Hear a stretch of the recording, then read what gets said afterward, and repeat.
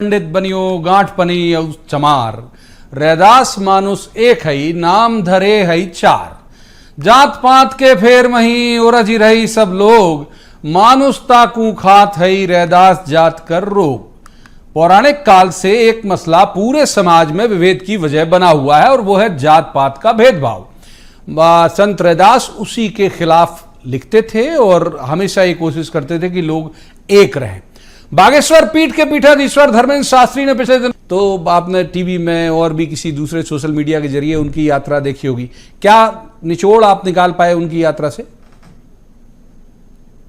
जी देखिए, यह स्पष्ट है कि इस राष्ट्र के अंदर अंतर सभ्यता का भेदभाव जो है या अंतर सभ्यता का जो तुलना है वो भी प्रभाव डाल रही है। बाबा बागेश्वर ने जो यात्रा निकाली उस यात्रा से यह स्पष्ट होता है कि हमारे देश की कुछ कुरीतियां हैं जिसके अंदर से प्रमुख रूप से जातीय भेदभाव है, उसको उन्होंने उभार करके निकाला है, जो कि स्वागत योग्य।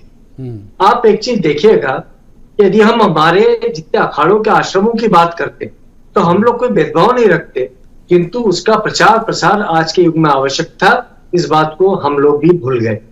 हमारे यहाँ पर यदि हमारी रसोई को कोई जिसे कह सकते हैं कि कोई ओबीसी वाला या एससी वाला संभाल रहा है, हमारे यहाँ के जो पूजा व्यवस्था है उसको यदि कोई वैश्य संभाल रहा है, तो हमने इन विषयों को ऊपर कभी ध्यान नहीं दिया। किंतु समाज के अंदर ये कुरीतियां व्याप्त थी, इसके ऊपर लोगों ने ध्यान दिया और समरसता का एक कूट आया जो कि शासकीय स्वरूप के अंदर आया, और वो शासकीय स्वरूप के अंदर जो आया उस आधार के ऊपर ये यात्रा के ऊपर प्रभाव डाला और उन्होंने अपनी यात्रा के अंदर इसको प्रमुख बिंदु बनाया। तो ये स्पष्ट है, इंटर सिविलाइजेशन कॉन्फ्लिक्ट जो है वो पूरे विश्व पर हावी है।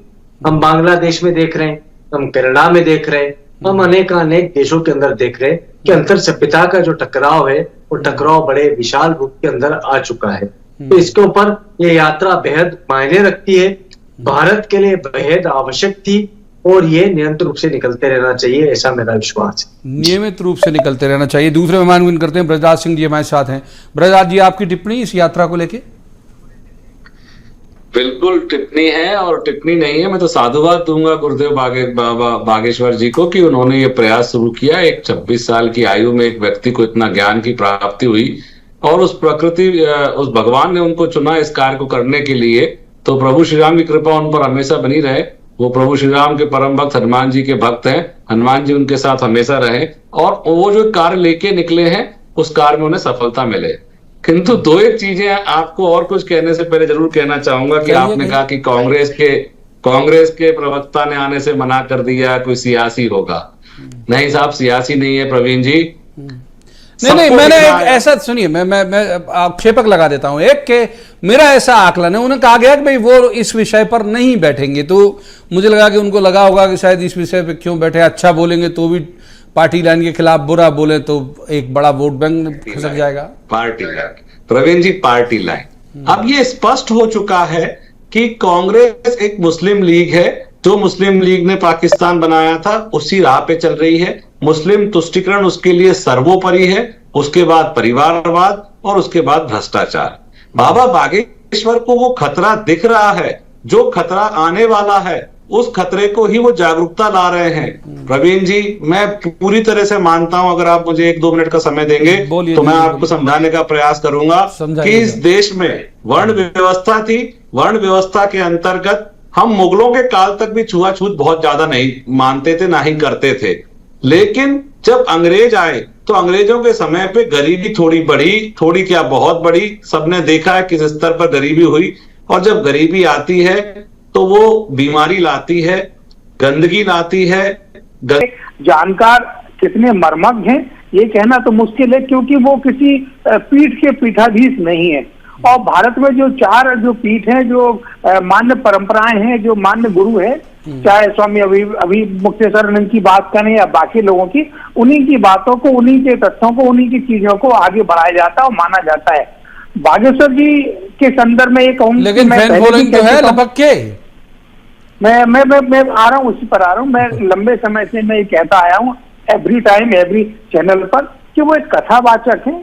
और ये भाग्य की बात है कि मैथिली ठाकुर भी एक बिहार से बहुत अच्छी जो है ना सिंगर हैं, लड़की हैं। अभी एक लड़का है जो भारतीय लड़का है, उसने आईसीएन को पीछे छोड़ दिया। वो उसने इतना कुशाग्र बुद्धि का है वो कि विश्व में पूरे वैश्विक स्तर पर उससे ज्यादा बुद्धि वाला कोई है ही नहीं। तो देखिए ये अलग विषय है कि वो उनकी फैन फॉलोइंग है, सोशल मीडिया के समय में उनको लोग मान रहे हैं, लेकिन वो किसी पीठ के पीठाधीश नहीं है, कोई धर्म गुरु नहीं है, वो एक कथावाचक है जो मैं मानता हूँ। और चूंकि सोशल मीडिया के दौर में उनकी थोड़ी उनकी टीआरपी कम हो रही थी, तो उन्होंने कहा कि चलो हम इस तरह की यात्रा करके अपनी मार्केटिंग कर ले और अपने आप को फिर से रिवाइव कर ले। ये मैं भी मॉनिटर करता हूँ उनको, मैं भी उनकी चीजों को देखता हूँ। टीआरपी आऊंगा आपके पास, बहुत महत्वपूर्ण बात बोली, अगले सेगमेंट में इसी बात करेंगे। एक बार स्वामी जी का रुख करते हैं। स्वामी जी, बहुत लंबे वक्त से, हालांकि अभी ब्रजराज जी ने बोला चूंकि वक्त ज्यादा उनके पक्ष वाला हो चुका था तो मैं सप्लीमेंट्री नहीं लिया, उसे आपकी तरफ लेके आता हूं। ये पौराणिक काल से चल रहा है, मतलब मैंने बहुत लंबे काल से, ये कोई अभी मुगलों के वक्त छुआछूत नहीं आया, बहुत पहले से है। हम बहुत सारे ऐसे उदाहरण देखते हैं कि भाई भगवान जगन्नाथ जी ने कहीं जाके दर्शन दिए, वो किसी दलित को दिए क्योंकि पंडा पुजारी उसे अंदर नहीं आने देना चाह रहे थे। ऐसे बहुत सारे कथानक जो है वो बिखरे पड़े हैं हमारे समाज में और हमारी पौराणिक गाथाओं में। तो ये तो तब से चलता आ रहा है। गांधी जी ने बहुत बड़ा इसको लेकर आंदोलन किया था, मतलब जो गांधी जी की फैन फॉलोइंग इनसे बहुत ज्यादा थी, आचार्य धीरेन्द्र शास्त्री से, वो भी उस सीमा तक सफल नहीं हो पाए। आपको लगता है कि लोग आम जीवन में, व्यवहार में उससे अपना लेंगे कि नहीं, जो भी है वो हिंदू है, हमारे साथ बैठे, हमारे साथ खाए, मंदिर में आए, कोई समस्या नहीं, मंदिर में आए, कोई समस्या नहीं? जी देखिए, ये स्पष्ट है कि यदि हम वेदों के ऊपर जाते हैं तो मनुस्मृति के ही के अंदर आया, उसके पश्चात वर्ण व्यवस्था है। वर्ण व्यवस्था जो थी, यदि उसको आधुनिक परिप्रेक्ष्य में देखें तो कार्ल मार्क्स की जो थ्योरी थी ना, each according to work, each according to capacity, जिसकी जितनी योग्यता उसको उतना कार्य दिया जाए, तो उस आधार के ऊपर वर्ण व्यवस्था का भी निर्धारण हुआ था मनु के समय में। उस वर्ण व्यवस्था के अंतर्गत क्या हुआ कि देश काल परिस्थिति में, आप इस मामले में मैं थोड़ा सा आपसे भिन्नता रखता हूँ, मत भिन्नता रखता हूँ। मध्यकाल के अंदर हमारे मारणिक मतभेद को लोगों ने समझा, आक्रांताओं ने समझा और उन्होंने डिवाइड एंड रूल की पद्धति के अंदर जातीय व्यवस्थाओं को बहुत ज्यादा उठाया। हाँ जी, उसको बढ़ाया, कैटलिस्ट का काम करा, उत्प्रेरक का काम करा। तो उसके बाद में क्या हुआ कि हमारे यहाँ पे जो श्रम करने वाला वर्ग था उसको शूद्र कह दिया गया, जो विनिमय करने वाला वर्ग था उसको हमने वैश्य मान लिया, और जहां तक सवाल उठता है ज्ञान के भंडार का, उसको हमने ब्राह्मण मान लिया और क्षत्रिय मान लिया। तो ये जो जिसे कह सकते हैं चतुर्विध है, चतुर श्रेणियां हैं, उन श्रेणियों को जातीय व्यवस्थाओं के अंदर ढालने का काम जो करा वो मध्यकाल के आक्रांताओं ने किया। तो मुझे नहीं लगता कि बेहद कठिन कार्य है। हमारे यहाँ की मिश्रा जी जो आरक्षण व्यवस्था है, वो आरक्षण व्यवस्था को यदि हम उसको ये मान ले कि भाई पहाड़ी जीव जो है, पहाड़ी निवासी जो है वो अलग है, मैदानवासी अलग है, यानी उनकी जो रहने की जो चुनौतियां हैं उसके आधार पर उनको आरक्षण दिया जाता, चाहे किसी भी जाति के हों, उनकी चाहे किसी भी जाति के, तो उसके अंदर ये स्पष्ट हो जाता कि कोई भी वर्ण भेद नहीं रहता, कोई जाति भेद नहीं रहता। आज यदि बाबा बागेश्वर इस यात्रा को निकाल रहे तो वो सिर्फ और सिर्फ उसके परिणामों के ऊपर निकाल रहे। मैं इसे बड़ा व्यापक स्वरूप देता हूँ कि हम किसी भी समस्या के मूल की ओर जाएं, उस मूल को सुधारने का जो योग्यता है वो योग्यता उसके अध्ययन के अंदर, उसके R&D में, रिसर्च एंड एनालिसिस के अंदर है। तो हम रिसर्च एंड एनालिसिस यदि कर लेंगे तो एक बार बहुत देर से ब्रजराज जी के पास नहीं गया, फिर आता हूं आपके पास जरूर।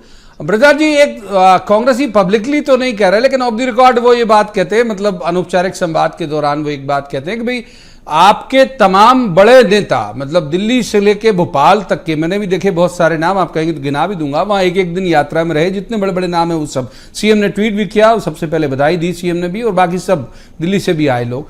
कांग्रेस कहते हैं कि भाई चूंकि वो एक, राहुल गांधी एक डिमांड कर रहे हैं कि जातिगत आधार पर जनगणना, वो आपको डरा रहा है, तो आपको सूट कर गया बाबा जी का की मुहिम और आप उनके साथ हो लिए। प्रवीण जी, ऐसा नहीं है ऐसा कि भारतीय जनता पार्टी हिंदुत्व की रक्षक के रूप में इस देश में अपना एक स्थान बना चुकी है। विकास के साथ विरासत को भी आगे बढ़ाने का कार्य जो पार्टी कर रही है वो है भारतीय जनता पार्टी। स्पष्ट रूप से दिख रहा है, हम जाति पाति की जनगणना के खिलाफ नहीं खिलाफ, ये बहस का विषय ही नहीं है। आप देखिए कि जवाहरलाल नेहरू जी ये जानते थे कि क्या व्यवस्थाओं में परिवर्तन होंगे, उन्होंने उसको जो आरक्षण है उसको कहां तक रोका, उसके बाद किन परिस्थितियों में आरक्षण लागू हुआ, और आज आरक्षण की वजह से जो व्यवस्था है अब उसमें भी ये बदलाव करना चाहते हैं। अब ये कहते हैं जिसकी जितनी हिस्सेदारी है उसकी उतनी जिम्मेदारी है, उसको वो देना चाहिए। मैं इस विषय को छोड़कर 2 मिनट के लिए आपसे ये कहना चाहता हूं प्रवीण जी कि भारतीय जनता पार्टी हिंदुत्व के साथ है, सनातन धर्म को आगे ले जाने का कार्य कर रही है। जिस कांग्रेस पार्टी ने सनातन धर्म के पद्धतियों को, रीति रिवाजों को ढकोसला कहकर उनको बदनाम किया और उनको बदनाम करके धर्म का नाश किया, वो कार्य अब हम उसको ऊपर लेके जा रहे हैं। हम अध्यात्म, जो सनातन अध्यात्म है उसको आगे बढ़ा रहे हैं। हम लोगों को अपना गौरवशाली इतिहास और जो आध्यात्मिक इतिहास है उसको बता रहे हैं। प्रवीण जी 2 मिनट पॉज करके स्वामी जी की बात को समझने का प्रयास करिए कि हम वो उनके हमारे पूर्वज जो हमारे ऋषि मुनि थे वो सब ज्ञान ऑलरेडी दे चुके हैं, जिसको आज सिर्फ खोज के अंग्रेज छाप रहे हैं और आगे बढ़ने का प्रयास कर रहे हैं। आखिरी बात प्रवीण जी कि काल चक्र में जो ऊर्जा पूरे विश्व का चक्कर लगाकर भारत में वापस आई है, अब भारत को गौरवशाली होने से कोई नहीं रोक सकता। भारत को गौरवशाली होने से कोई, मैं तीसरे में मान कर लूंगा। बहुत आपको ही बहुत पर्याप्त वक्त दिया, आपकी पूरी मोटी मोटी बात ले ली। शर्मन अकेले जी करते हैं। शर्मन जी, इसमें कोई सियासी एजेंडा भी आपको दूर से कहीं से दिखता है, कुछ खुशबू आ रही है उसकी? देखिए माननीय प्रवीण जी, हालांकि मेरे को ये जानकारी आपको भी है कि बागेश्वर जी के उनके जो जहां पर वो बैठते हैं वहां पर कांग्रेस के नेता भी गए, कमलनाथ जी भी गए। कमलनाथ जी ने बुलाया था उन्हें, छिंदवाड़ा कथा कराई थी। हाँ, नहीं वही तो कांग्रेस और बीजेपी के नेता और बाकी दल के नेता भी उनके जहां वो अपना मैं हो सकता कि मेरे भाषा शैली में थोड़ा सा एक कमजोर शब्द निकल जाए, जहां वो मजमा लगाते हैं वहां लोग पहुंच जाते हैं। तो एक बात सही है, लेकिन जहां तक राजनीतिक उनकी कोई इसमें मेरे को सियासत नजर नहीं आती है। ये जरूर है कि बागेश्वर जी यदि राजनीति क्षेत्र में आने के लिए हसरत पाले बैठे होंगे तो जरूर उनका कोई हिडन एजेंडा होगा, इसलिए वो ऐसी सारी चीजें कर रहे हैं। और मैं ये कह सकता हूँ माननीय प्रवीण जी, बुंदेलखंड वो इलाका है जो सामंतशाही से आज भी कूट कर भरा है। वहां पर सबसे ज्यादा अत्याचार, सबसे ज्यादा बेरोजगारी, सबसे ज्यादा दिक्कत, सबसे ज्यादा पलायन मध्य प्रदेश का वो एक ऐसा इलाका है, इसीलिए ये वहीं से है।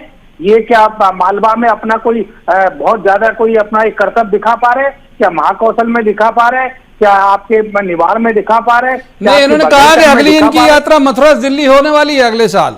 मतलब फिर बहुत सारे लोगों का मन बदलेगा इस यात्रा के बाद भी। नहीं, आप बिल्कुल सत्य है, नकेले जी बिल्कुल सत्य है।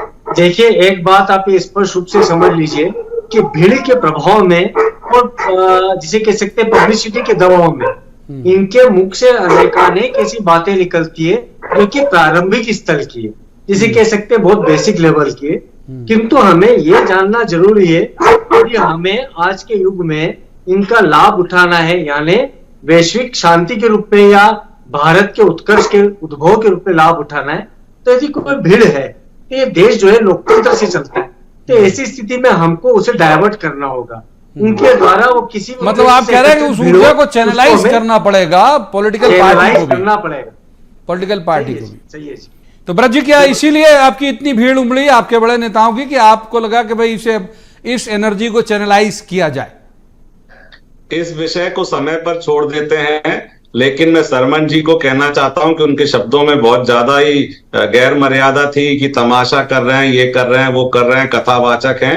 बिल्कुल है। मैं तो एक बात जानता हूं, जो धर्म का झंडा उठा ले वो ज्ञानी है, वो ब्राह्मण है, और वो सबसे बड़ा होता है। वासुदेव कुटुंबकम की बात आप कर रहे थे शर्मन जी, जरा ये मुसलमान को समझा के देखिए, क्या वो इस बात को मानता है? जब तक हिंदू है तब तक इस विश्व का कल्याण होगा। किस मस्जिद से आवाज निकलती है कि विश्व का कल्याण हो?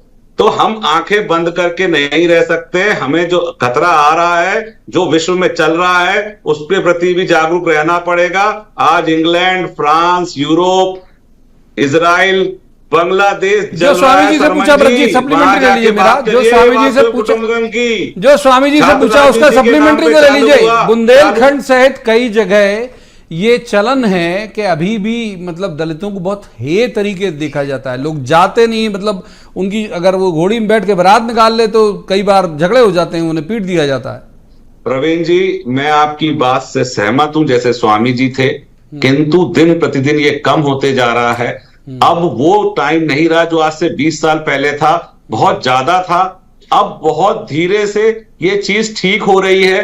हमें स्वागत करना चाहिए कि छुआछूत कम हो रहा है, जात पात की लड़ाई, जात पात की खाई कम हो रही है, और एक 26 साल का युवक इसको कम करने के लिए निकला है, तो हम सबको उसका साथ देना चाहिए। हमें अपने देश का हित देखना चाहिए, इस विश्व का हित देखना चाहिए। उस इस्लामिक उग्रवाद के खिलाफ हमको, और बाबा बागेश्वर इस्लामिक उग्रवाद के खिलाफ सबसे ज्यादा बोलते हैं प्रवीण जी, हमको उस व्यक्ति का साथ देती है। लेकिन ये मिसाल पेश कौन करेगा? जाहिर तौर पर पेश करेंगे पॉलिटिशियन, पेश करेंगे जो समाज के प्रभुत्व वाले लोग हैं वो, और ये कब तक संभव होगा ये अभी भविष्य के गर्त में है। आज की चर्चा में इतना ही। कल किसी खास मसले पर खास पैनल के साथ बैठकर कहेंगे जवाब तो देना